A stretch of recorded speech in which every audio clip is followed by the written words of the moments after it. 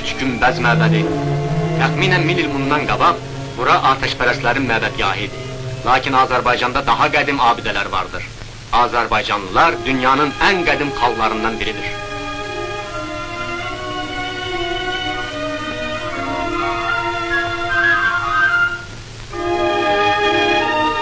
Qədim Urmu şəhrində məşhur Saatlı Meçid.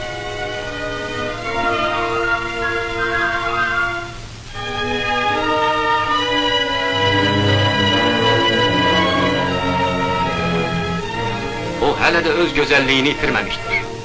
Onu bəzəyən naxışlar yüksək sənət nümunəsidir. Təəssüf ki, biz bu naxışların əlvan boyalarını görə bilmirik.